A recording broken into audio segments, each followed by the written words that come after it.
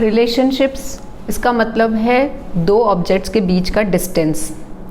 तो अगर ये ऑब्जेक्ट ए है और ये ऑब्जेक्ट बी है, जैसे कि ये एक आदमी है, ये औरत है, तो उनके बीच में कितना डिस्टेंस है। जैसे हम कहते हैं कि क्लोज़ रिलेशनशिप, तो क्लोज़ रिलेशनशिप का मतलब कि हमारे बीच का डिस्टेंस कम है, हम उससे उतने ही कनेक्टेड हैं, उतने ही हम अपनी फीलिंग्स और इमोशंस शेयर करते हैं। और डिस्टेंट रिलेशनशिप मतलब कि वो हमारे से इतना दूर है, उससे हमारा इतना ही कनेक्ट है और इतने ही हम उससे अपने इमोशन शेयर कर रहे हैं। तो नमस्ते, आज ऊर्जा एनर्जी हीलिंग सेंटर में मैं डॉक्टर विशा माथुर आज आप सबका भी स्वागत करती हूँ। जैसे कि मैंने अपने पिछले वीडियो में बताया था कि इमोशनल पेन होता है जिसकी वजह से हमारी बॉडी में इलनेस होती है, लेकिन इस इमोशनल पेन का सबसे बड़ा कारण है रिलेशनशिप्स। आज हम इस अपने वीडियो के थ्रू आप सबको बताना चाहूँगी कि रिलेशनशिप्स में प्रॉब्लम्स क्यों आती हैं। तो सबसे पहले कुछ कॉन्सेप्ट्स हैं जो मैं आपको समझाना चाहूँगी, जैसे कि प्रोजेक्शन। तो आज अगर कोई लड़की लड़के से शादी करना चाहती है तो उसके दिमाग में एक पर्टिकुलर वे में इमेज होती है कि मेरा हस्बैंड ऐसा होना चाहिए, मेरा हस्बैंड फेयर हो, टॉल हो, हैंडसम हो, उसका सेंस ऑफ ह्यूमर अच्छा हो, वो डॉक्टर हो, वो इंजीनियर हो, या फिर कह लीजिए कि उसको मेरे से वो ऐसे प्यार करे, वो मेरे को रोज़ेज़ ला के दे, मेरे को ये करे, वैसे करे, मुझे पैम्पर करे, मुझे फिल्म दिखाने ले जाए। ये एक तरह का हमारे प्रोजेक्शन है, मतलब हमारे दिमाग के अंदर एक इमेज फिट है किसी पर्सन, किसी रिलेशनशिप को लेके। अब ये तो हमारी इमेज है। अब जब हम किसी से शादी कर रहे हैं, जिस लड़के से हम प्यार में पड़े, हमने उससे शादी कर लीजिए, तो एक हमारे लेवल के अंदर जो उस इमेज है उसके अकॉर्डिंगली एक्सपेक्टेशन सेट हो जाती है। अब मैं एक्सपेक्ट करूँगी कि मेरा हस्बैंड जो है वो उसका ह्यूमर सेंस ऐसा होना चाहिए, उसको मुझे ऐसे बोलना चाहिए, आई लव यू, उसको मेरे को रोजेज़ ला के देने चाहिए, वो मुझे मूवी लेके जाए। ये हो गई हमारी एक्सपेक्टेशन। अब जब ये एक्सपेक्टेशन फुलफ़िल नहीं होती है, अब वो जब हम आगे लाइफ में बढ़ते हैं तो हमारे बीच में जब वो कुछ भी कर रहा है तो हम एक स्टार्ट करते हैं जजमेंट करना कि अरे इसने आज मेरे से ऐसे नहीं किया, आज वैलेंटाइन डे था, आज तो ये मेरे लिए फ्लावर्स ही नहीं लेकर आए, आज ये ऐसा था, इन्होंने मुझसे ऐसे नहीं बोला, आज मूवी ले जाने का मन था, मूवी नहीं लेके गए। तो हमारी जो एक्सपेक्टेशंस हैं जब वो सेट नहीं होती है तो हम जज करने लगते हैं। तो अगर वो मेरे एक्सपेक्टेशन के अकॉर्डिंग नहीं चल रहा तो इसका मतलब मेरे जजमेंट्स के अकॉर्डिंगली वो सही नहीं है। तो हमारा जजमेंट होता है कि ये सही है, ये गलत है, ये अच्छा है, ये बुरा है। जब ये जजमेंट्स हमारी लाइफ में आते हैं तो ये हमारे और उनके बीच में एक तरह से सेपरेशन क्रिएट कर देते हैं।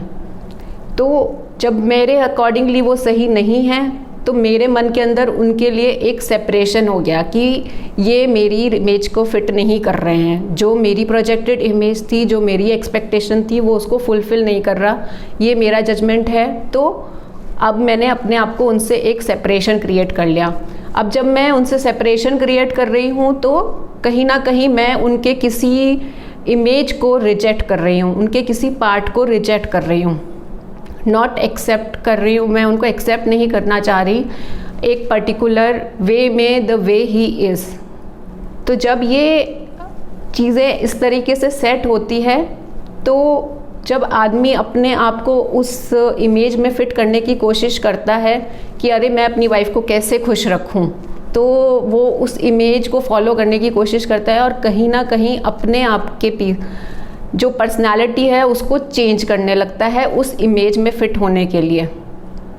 अब जब ये इमेज में वो फ़िट होने की कोशिश करता है तो मान लीजिए उसको कुछ तरीका पसंद है बात करने का, उसको कुछ और तरीका पसंद है, लेकिन अगर वो मुझे अच्छा नहीं लग रहा तो मुझे खुश करने के लिए शायद वो अपना तरीका बदल दे।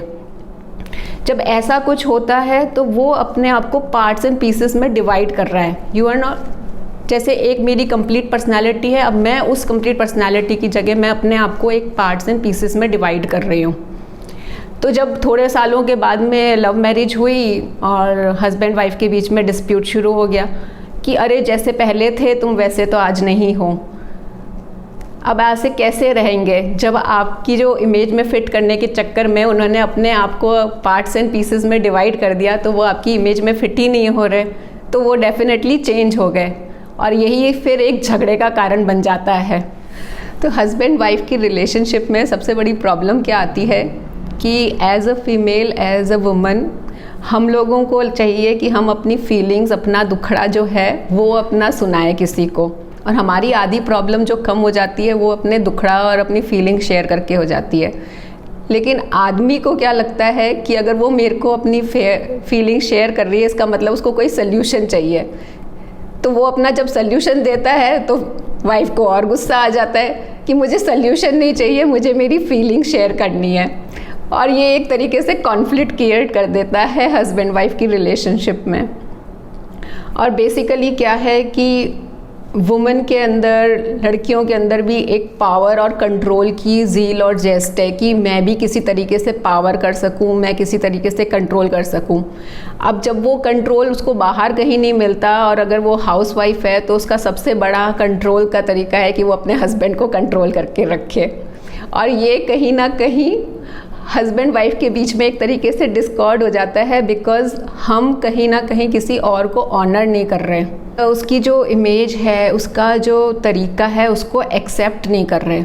जब हम वो एक्सेप्टेंस नहीं लेकर आ रहे, हम किसी को ऑनर नहीं कर रहे और हम किसी के लिए ग्रैटिट्यूड नहीं शो कर रहे, तो ये रिलेशनशिप में प्रॉब्लम ही क्रिएट करता है। और रिलेशनशिप जो है वो हमारा एक तरीके से एक मिरर है। तो जो चीज़ मेरे अंदर लैक करेगी वो कहीं ना कहीं मुझे ट्रिगर करेगी अपनी किसी रिलेशनशिप में। अगर मैं अपने आप से प्यार नहीं करती और अपने आप को ऑनर नहीं करती, अपने आप को रिस्पेक्ट नहीं करती, तो वो चीज़ मैं कहीं और से ढूंढने की कोशिश करती हूँ। और क्योंकि ये मेरे अंदर नहीं है तो वो दूसरा बंदा भी मुझे ऑनर नहीं करेगा, कहीं ना कहीं मुझे रिस्पेक्ट फील नहीं होगा, कहीं ना कहीं मुझे प्यार फील नहीं होगा अपनी रिलेशनशिप्स में। और जिस कारण से मैं और ज़्यादा इमोशनली पेन में चली जाऊंगी, इमोशनली हर्ट हो जाऊंगी, और फिर ये बॉडी के अंदर इलनेस क्रिएट करने लग जाएगा, या कोई और फाइनेंशियल इशू आ जाएगा, और नहीं तो इस रिलेशनशिप की वजह से मेरे मेंटल हेल्थ पे प्रॉब्लम शुरू होने लग जाएगी, कोई डिप्रेशन में चला जाता है इस कारण से भी।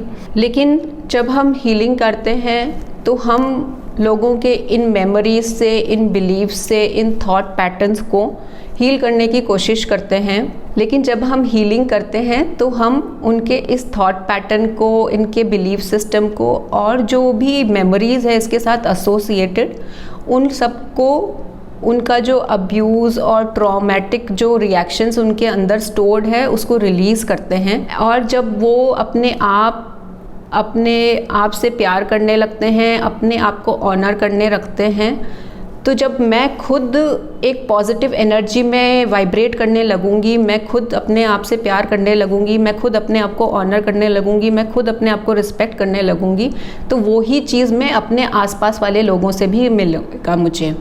जब हम खुद नेगेटिव एनर्जी के अंदर हैं तो हम वैसे ही लोगों को, वैसे ही सिचुएशंस को अपने पास अट्रैक्ट करते हैं जो कि हमारी इस सिचुएशन को और बढ़ाती है। अगर मैं नेगेटिव फील कर रही हूँ तो मैं ऐसे ही लोगों को अट्रैक्ट करूँगी जो मुझे नेगेटिव फील कराएं, या जो मेरे साथ में ऐसी सिचुएशंस क्रिएट करना चाहूँगी जो कि मेरे को और नेगेटिव में लेके जाएं। इनसे उभरने का तरीका यही है कि जब हम हीलिंग के द्वारा उसको पॉजिटिव वे में लेकर आते हैं, उसको उस पॉजिटिव वाइब्रेटरी फील्ड में लाते हैं, तो जब मैं खुद कॉन्फिडेंट हूँ, मैं खुद अपने आप से प्यार करती हूँ, तो मेरे साथ भी लोग ऐसे ही अट्रैक्ट होंगे जो मुझसे प्यार करें, जो मेरे को रिस्पेक्ट करें, जो मुझे ऑनर करें। आपने कई फिल्म स्टार्स को, और जैसे मिस वर्ल्ड या मिस यूनिवर्स हैं, तो उनके अंदर एक अलग लेवल ऑफ कॉन्फिडेंस देखा होगा, एक अलग, क्योंकि वो अपने आप से, भले वो कैसी भी दिखती हों, वो अपने आप से बहुत प्यार करती हैं, वो अपने आप को बहुत रिस्पेक्ट और ऑनर करती हैं। तो आप देखते होंगे कि अगर वो कहीं किसी रूम में जाएं, किसी पार्टी में जाएं, तो सब जने उसको उसी वे में देखेंगे, उसी वे में उसको जज करेंगे और उसी वे में उसको रिस्पेक्ट करेंगे। तो जब तक आप खुद अपने आप को उस लेवल पे नहीं लेकर आएंगे तब तक आप दूसरों से एक्सपेक्ट नहीं कर सकते। अगर आपको किसी रिलेशनशिप कोई इशू है, कोई प्रॉब्लम है और आप कोई दुख दर्द अपना बांटना चाहते हैं तो आप डेफिनेटली मेरे से कांटेक्ट कर सकते हैं और मैं आपको इसका ज़रूर कोई ना कोई हल दूंगी। अगर आपको हमारा यह वीडियो पसंद आया तो लाइक, शेयर एंड सब्सक्राइब करना मत भूलिए। धन्यवाद।